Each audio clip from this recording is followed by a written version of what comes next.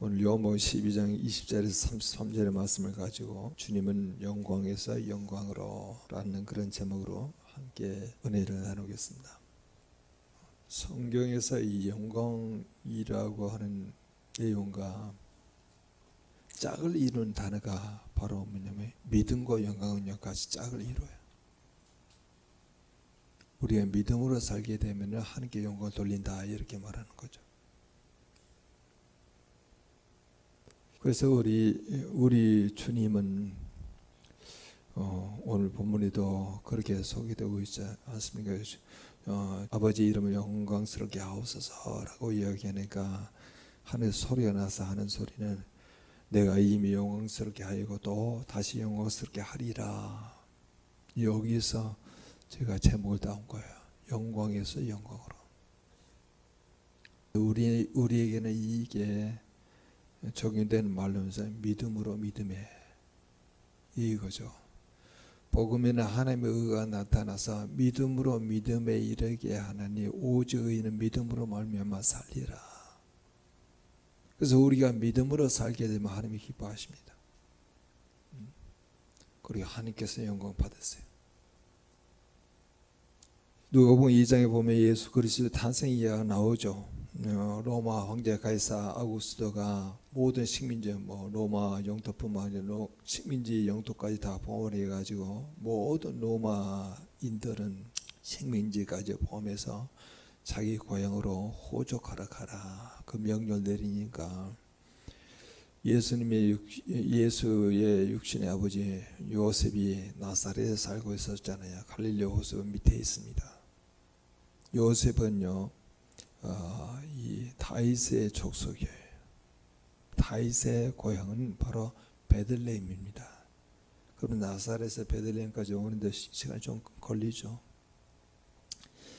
또 호주 간다고 하는 것은 호주 밑에 같이 가족으로 있는 사람들의 이름, 생년월일 그리고 남과 여가 여인지를 기록하는 장부를 호족이라 그렇게 하는데 직접 그 현장에 가서 호적을 하러 가는 것이죠. 그래서 약혼녀 마리아도 함께 베들레헴으로 내려가게 되는데 산달이 다 돼서 해산하는 날이 가까운지라 여건이 없어요. 머물 여건이 없기 때문에 그냥 아이를 낳아가지고 강보에 싸서 구이에 놓이게 됩니다. 예수가 태어난 거예요. 만왕의 왕이신 예수 그리스도가 하나님께서 아기의 모습으로 태어나신 겁니다. 우리는 빌리버스 말하고 있는 것처럼 그런 근본 하나님과 번제시나 하나님과 동등됨을 채우지 아니하시고 종의 형체로 사람들과 같이 되셨고 종의 형체 그분이 그렇게 태어나게 될 때 목자들은 밤에 밖에서 자기 양떼를 칩니다. 그런데 주의 천사가 주의 사자가 목자들 곁에 서 있는데 주의 영광이 목자들을 두루 비치는 거예요. 그 주의 영광이라고 하는 게 강력한 빛이죠. 빛이 어디서 나올 수 있는 빛은 아니잖아요. 태양도 아니고 달빛도 아닌데 그거가 상관없는 빛이 싹 비치니까 그들이 되게 무서워합니다. 천사들이 목자들에게 나타나서 무서워하지 말라. 보라 내가 온 백성에 미칠 큰 기쁨의 소식을 너희에게 전하노라. 오늘 다윗의 동네 베들레헴이죠. 너희를 위하여 구주가 나셨으니 곧 그리스도 주시니라.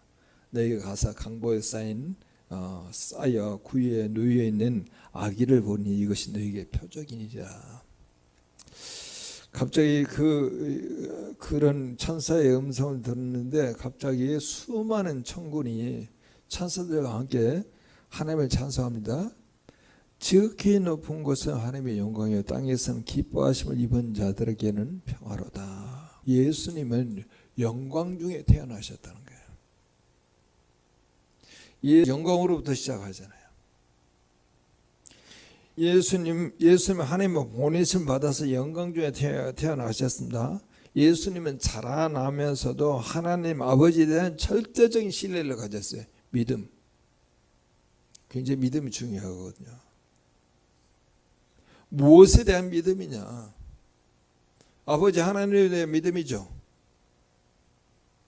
또 아버지 하나님께서 그들에게 예수님의 사명을 주신 것을 믿음으로 지금 이루어가는 그런 과정 가운데 있고, 지금 요한복음 12장에 있는 내용은요, 이 종료주일날 예수님이 입성해서 지금 시간을 보내고 있는 거예요. 공생애를 시작하면서 예수님께 세례 요한에게 세례를 받을 때 하늘에서 하늘 문이 열리고 필두 같은 성령 예수 위에 임하잖아요. 그리고 하늘에서 소리가 나죠. 이는 내가 기뻐하는 자고 내가 사랑하는 이다 라고 이야기해요. 여러분, 기뻐하는 자라고 얘기했을 때 하나님께 기쁨이 되는 것은 믿음이에요. 믿음이 없이 하나님을 기쁘시게 못한다고 말하잖아요. 믿음으로 영광 중에 태어났고, 그리고 이같이 하나님의 공생애를 시작하는 가운데 세례 요한에게 세례 받는 그 과정 속에 들어가게 될 때 하나님께서 이는 내가 기뻐하는 자요 내가 사랑하는 이다, 기뻐한다는 거야. 그러니까 세례를 받는 것도 세례 요한이 그렇게 말하잖아요. 내가 당신에게 세례를 받으면 왜 당신이 나에게 세례를 받으려고 하느냐. 그럴 때 내게 세례를 베풀어서 하나님의 뜻을 이루라, 그렇게 말하잖아요. 그러니까 예수 그리스도는 하나님의 뜻을 이 땅 가운데 이루기 위해서 보내심을 받았고, 믿음으로 영광 중에 태어나셨고, 또 믿음으로 하나님께서 보내신 그 사역, 하나님의 사명을 이루어가기 위해서 세례 요한의 세례를 받는 그런 과정 가운데 그 사명을 이루는 과정도요 믿음으로 하는 거예요. 만왕의 왕이신 그 예수 그리스도가 세례 요한에게 세례를 받는다는 게 말이 안 되잖아요. 예수님은 공생에 살아가면서 하나님을 절대적으로 의지하고 전심으로 하나님을 사랑하고 모든 것을 하나님께 맡겨드립니다.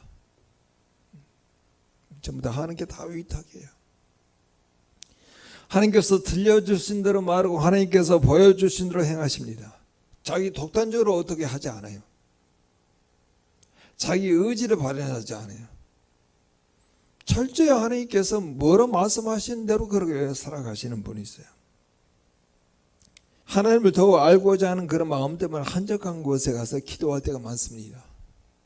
새벽 미명에 누구에도 방해받지 않은 하나님과 독대하는 시간을 많이 가집니다. 갈릴리 중심으로 1차, 2차, 3차 사역을 다 마치고 예수님이 오늘날 주일에 예루살렘에 입성하십니다. 예수님의 구속 사역의 최종 성취인 십자가 순환을 받으시기 위해서 예루살렘의 평화의 왕으로 들어오십니다. 예수님이 예루살렘에 공식 입성하시는 것으로 당신의 생애의 마지막 한 주간을 시작한 거예요. 이제 일요일이 시작한 거예요. 그리고 금요일날 돌아가시잖아요. 아직 우리가 시기적으로 고난주간에 안 들어왔는데 지금 성경 본문은 미리 앞당겨서 우리에게 말씀하고 있는 겁니다. 예수님이 예루살렘에 입성했을 때 무슨 로마의 왕이나 로마의 장군들이 계산하게 될 때 뭐 타는 병거나 말도 타지 아니하고 굉장히 나귀의 새끼를 타고 겸손하게 입성하십니다. 당신이 이 세상에 군림하기 위해서 오신 것이 아니라 도리어 죄에서 구원하시기 위해서 온 구속주요, 그리고 평화의 왕을 보여주는 의미가 거기에 있는 것이죠. 오늘 본문도 같은 날에 지금 전개되고 있는 겁니다. 헬라인들이 예수님 방문과 그의 제음하에서 예수님께서 주의 임박한 그런 순환과 승천의 예고를 오늘 본문에서 하고 있는 것이죠. 당시 예루살렘은 유대교의 최대 명절인 유월절을 맞이해서 유대 각지에서 그리고 회에서 몰려오는 수많은 순례객들로 인산인해를 이루는 거예요. 그 사람 중에 단순히 헬라 세계에 흩어져 있는 디아스포라 유대인뿐만 아니라 순수 헬라인으로서 유대교로 개종한 사람들이 많이 있습니다. 오늘 본문에 나오는 그 예수님을 찾아온 헬라인들은 바로 그와 같이 유대교로 개종한 순수한 헬라인들이에요. 이들은 예수님의 제자 중 하나인 빌립에게 와서 우리가 예수님을 좀 뵙고자 한다, 그렇게 제안을 하죠. 굉장히 이 헬라인들이 예의가 있어요. 그래서 절차를 밟아 올라가려고 해요. 근데 왜 빌립에게 왔을까? 빌립이라고 하는 이름이 헬라식 이름이고, 그 빌립이 고향이 어디냐면은 베세다예요. 거주하는 곳에 베세다에는 많은 이방인들이 살고 있었습니다. 그래서 빌립에게 와가지고 우리 예수를 좀 배우려고 한다, 그렇게 요청을 하게 된 것이죠. 이처럼 유대교를 신봉하여서 유월절 준수를 위해서 예루살렘까지 왔던 이들이 당시 유대교 지도자들에 의해서 유대교를 근본부터 뒤흔드는 이 불순분자인, 이 불순분자로 낙인 찍게 했던 예수를 찾는 이유가 과연 무엇일까요? 더구나 당시는 이런 주님을 체포하여서 처형하려는 살벌한 분위기가, 긴장감마저 돌고 있는 건데, 따라서 이런 분위기를 감지하고 있던 사람들은 주님을 직접 만나기를 원치 않았어요. 실제로 여러분 요한복음 9장 21절 22절을 보면은 그 맹인된 소경이 눈을 뜨이게 되었을 때 누가 너를 고쳐주나 그렇게 막 물어보길래 내가 눈을 뜨지 못했지만 누가 나에게 했는지 모르겠지만 내가 지금 눈으로 보고 있나이다, 그렇게 이야기하니까 그 아버지를 데리고 와가지고 또 추궁하는 거죠. 누가 눈을 뜨게 했느냐, 그렇게 했을 때 아버지가 요한복음 9장 21절 22절에 이렇게 말합니다. 그러나 지금 어떻게 해서 보는지 또 누가 그 눈을 뜨게 하였는지 우리는 알지 못하나이다. 그에게 물어보소서. 그가 장성하였으니 자기 일을 말하리이다. 그 부모가 이렇게 말한 것은 이미 유대인들이 누구든지 예수를 그리스도 시키는 자는 출교하기로 결의하였으므로 그들을 무소함이었더라. 예수를 따르거나 예수를 믿기로 결정하면 공동체에서 완전히 쫓겨나가는 거예요. 이 사람들은 순수한 헬라인들이 있잖아요. 이들이 헬라 사회를 지배하고 있는 그런 많은 철학과 신화 그리고 종교에 익숙했던 사람들이에요. 이들이 예수님을 만나고자 하는 것은 헬라의 철학과 그 종교들이 사변적이고 메마른 헬라의 그런 분위기를 그대로 대변하고 있잖아요. 그래서 그런 철학과 종교에서 아무런 만족을 얻지 못하고 유대교로 개종은 하였지만은 유대교를 통해서 여전히 영적인 갈증을 해소하지 못한 채 지금 죽은 나사로를 살리신 예수 그리스도를 뵙고자 하는 거예요. 바로 요한복음 12장 초반부에 죽은 나사로가 살아나거든요. 그리고 그렇게 메시아로 여겨지는 이분이 예루살렘 입성하게 될 때 어린 나귀 새끼를 타고 들어오는 것을 보면서 너무 마음이 뭉클한 거예요. 기적을 일으킨 주님이 교만하기는커녕 겸손하게 나귀 새끼를 타고 오시는 모습을 보았을 때 얼마나 큰 감동이 있었겠습니까? 그렇습니다. 이처럼 복음의 생명력과 진리에서 우러나오는 사랑, 겸손, 그리고 사람들의 그런 겸손은요, 사람들의 영혼들을 이끄는 힘이 있다는 거예요. 진정한 영생의 복음과 사랑이 맞으면은 이 땅의 것들로는 만족하지 못하는 모든 영혼들을 이끄는 흡입력이 있다는 거예요. 복음에는요, 능력이 있어요. 우리 묵상하는 본문에도 그게 나오지 않습니까? 너희는 성경도 하나님의 능력도 알지 못하는도다. 말씀이요, 우리의 삶 가운데 적용되면 능력이 있다니까요. 말씀은 하나님이거든요. 하나님의 능력.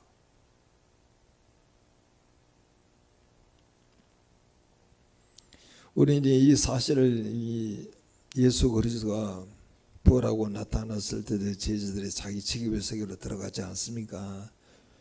우리 주님께서 찾아가서 너희가 나를 사랑하느냐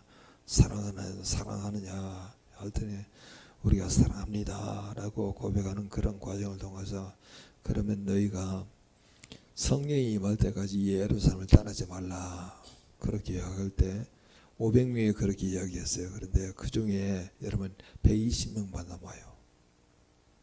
하나님의 능력으로 우리가 하나님의 삶을 감당하는 거지, 내가 가지고 있는 은사를 가지고 삶을 감당할 수 있는 게 아니야. 내가 가지고 있는 능력, 내가 가지고 있는 지혜, 내가 가지고 있는 열정, 의지 가지고 사명 감당하지 못해요. 우리에게 사명을 주신다고 하는 것은 내가 너에게 능력을 주겠다고 하는 하나님의 사인이에요. 그래서 그들이 전부 다 배반하고 부인했던 그 친구들, 부활한 예수님 만나 뵀는데도 아직 자기 직업의 세계로 들어가고 있는 그들이 성령을 받을 때까지 500명이 요구했는데 380명이 다 도망가고 120명만 남아있는 상태에서 성령이 임하잖아요. 성령은 하나님의 선물이잖아요. 믿음도 하나님의 선물이잖아요. 믿어지는 거예요. 이제 내가 믿으려고 노력하는 게 아니에요. 나의 의지의 믿음이 아니에요. 하나님의 믿음이 쑥 들어온 거예요. 하나님의 성령이 내게 임한 거예요. 그래서 성령이 너에게 임하면 너희가 권능을 받고 능력을 받는다는 거예요.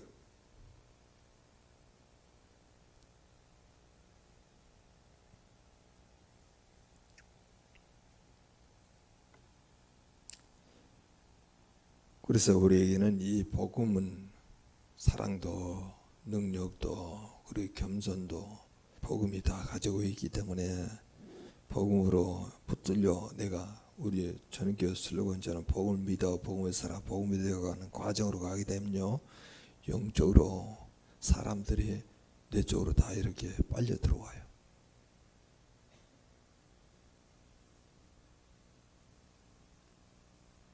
이 내용을요, 이사야 60장 9절은 이렇게 말합니다.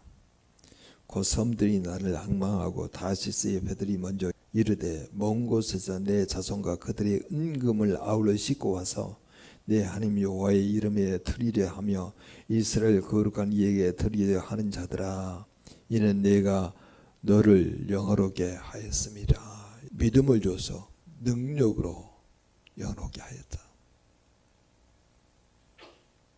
이사야 55장 5절도 이렇게 말하죠. 보라, 내가 알지 못하는 나라를 내가 부를 것이며 너를 알지 못하는 나라가 내게로 달려올 것은 여호와 내 하나님 곧 이스라엘 거룩하신 이로 말미암음이로다. 이는 그가 너를 영화롭게 하였습니다. 하나님께서 믿음을 주시고 능력을 주세요. 12절 같이 한번 읽어보자. 같이 읽겠습니다. 빌립이 안드레에게 가서 말하고 안드레여 빌립이 예수께 가서 예주되 23절 예수께서 있을 때 인자가 영을 얻을 때가 왔도다. 인자가 영을 얻을 때가 왔도다 이렇게 말해요. 영광을 얻을 때. 예수 그리스도의 믿음으로 영광 중에 태어나셨고 예수 그리스도의 모든 삶의 여정은 전적으로 하나님을 의지하고 하나님을 신뢰하고 하나님께 위탁된 그런 삶의 여정을 살아가면서 영광 중에 자라났고 영광 중에 모든 사역을 마쳤어요.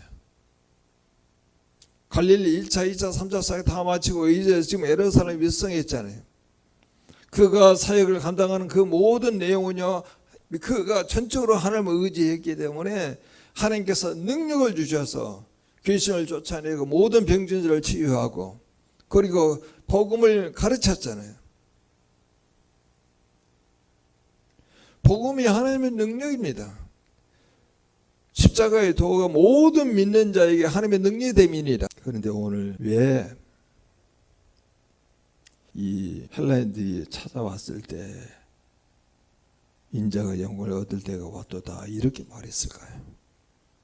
아니, 제자들에게는 그런 말을 하지 않아. 내 때가 아직 이르지 않았다 이렇게 말할 때가 너무 많았어요. 근데 왜 헬라인은 이방인 아닙니까? 얼핏 보기에 아무런 의미가 없어 보이는 이방인들의 방문을 받으시고 결정적인 선언을 하시는 거예요. 영광의 때가 임하였다. 왜 그랬을까요? 그래서 우리가 성경을 여러분 잘 보시라는 거예요. 성경에 보게 되면은 분명히 여러분 이 십자가는 가장 수치스럽고 고통스러운 죽음이잖아요. 현실적으로 보면은 가장 큰 고통에 따른 죽음이에요. 근데 어떻게 이게 영광이 됩니까? 천국에서는 섬기는 자가 가장 큰 자요, 가장 영광스러운 자가 된다고 이야기하잖아요. 십자가를 통해서 하나님의 뜻을 성취하는 것이기 때문에 그걸 영광의 때가 임하였다 그렇게 말하는 거예요.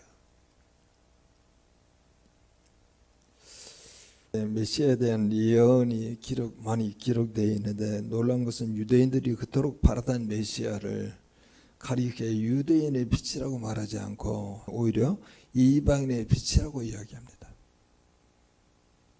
유대인의 빛이라고 하지 않아요.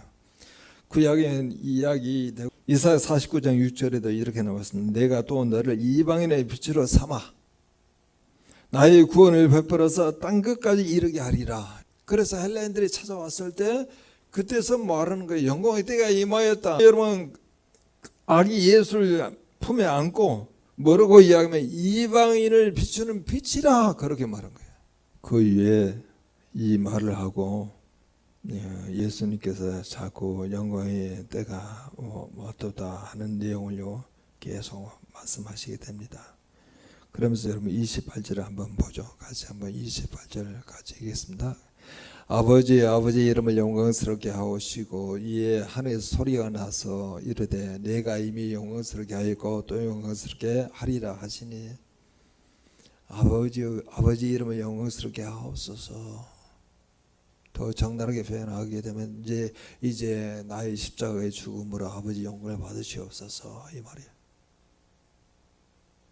아버지에 대한 절전 의존, 의지, 신뢰 이게 바탕으로 되어 있으면요 계속 하는 게 영광 돌리는 거예요. 잘 안 하면서 영광 돌리고 또 사역을 하면서 또 하나님께 영광을 다 돌리잖아요. 왜냐하면 하나님이 주신 사역을 하나님의 능력으로 하잖아요. 하나님 주신 그런 믿음으로 그 사역을 감당하잖아요. 믿음으로 하게 될 때 하나님의 능력이 임하잖아요. 그래서 그 모든 삶의 내용을 주께 다 영광을 돌리는 거예요. 이제 죽음의 마지막까지도 이제 내가 이제 십자가에 죽을 때가 됐으니 아버지의 이름으로 영광을 받으시옵소서. 그러니까 아버지께서 화답하십니다. 내가 너를 영광스럽게 했고 영광스럽게 하리니 라고 이야기해요. 우리가 놓쳐서는 아니 될 그 내용이 나오는데 그러면서 우리 주님께서 하나를 미리 땅에 떨어져 죽게 하니면 그대로 있고 죽음에 많은 열매를 맺으리라 자기의 십자가 죽음에 대해서 이야기하잖아요. 그리고 또 다시 이야기합니다. 자기의 생명을 사랑하는 자는 잃어버릴 것이요 자기의 생명을 미워하는 자는 영생하도록 보존하리라. 이 말은 앞에서 제자들에게 했던 것처럼 자기를 부인하지 아니하면 이 말이에요. 이 세상에 살고 있는 어떤 삶의 경험과 방법과 거기에 익숙한 그런 삶의 패턴대로 살아가게 되면은 그건 자기를 사랑하는 거예요. 우리 주님께서 그렇게 말씀하셔. 나와 나의 복음을 위하여서 직과 자매와 형제와 아버지와 어머니와 그리고 자식과 전토를 벌인 자는 현세에 100배를 받겠고 고난도 함께 받을 뿐만 아니라 영생에 이르지 못할 자가 없느니라 그렇게 말하잖아요.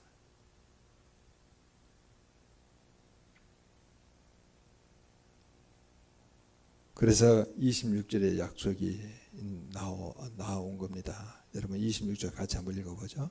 사람이 나를 섬기려면 나를 따르라. 나의 있는 곳에 나를 섬기는 자도 거기 있으리니 사람이 나를 섬기면 내 아버지께서 그를 귀히 여기시리라. 그 말을 여러분 32절에 또 이렇게 바꿔서 이야기합니다. 32절 같이 한번 읽어보죠. 내가 땅에서 들리면 모든 사람을 내게로 이끌겠노라 하시니 우리는 주님을 따르고 있습니까? 주님을 섬기고 있습니까? 아니 주님이 우리의 삶 가운데 전부입니까? 전부이다 그러면 주님이 계신 곳에 주님이 있는 곳에 우리도 함께 거기에 있는 거예요. 주님을 따르고 섬기는 자를 하나님께서 귀히 여기신다고 이야기하고 있잖아요. 그러니까 하나님의 돌봄 가운데 있는 거예요. 하나님께서 대단히 소중하게 생각하면서 우리 위에 하나님의 눈이 계속 움직이는 거예요. 돌봐주시겠다는 거예요. 또 그렇게 이야기하잖아요. 내가 틀리면 내가 죽으면은 모든 사람을 내로 이끌겠다. 누구를 이끌겠어요? 주와 복을 위해서 헌신한 자를 이끌겠죠. 주와 복을 위해서 살아가는 자, 주와 복음에 되어가는 자, 주와 복을 믿는 자, 주님이 함께 하심에 우리를 거기에 참여시키겠다 이 말이야. 주님이 함께 하심. 오늘 주님께서 이렇게 말씀하시나 주님이 영광에서 영광으로 갔잖아요. 우리에게는 이 내용을 우리도 똑같은 내용으로 우리에게 적용시키면 우리는 믿음으로 믿음이에요.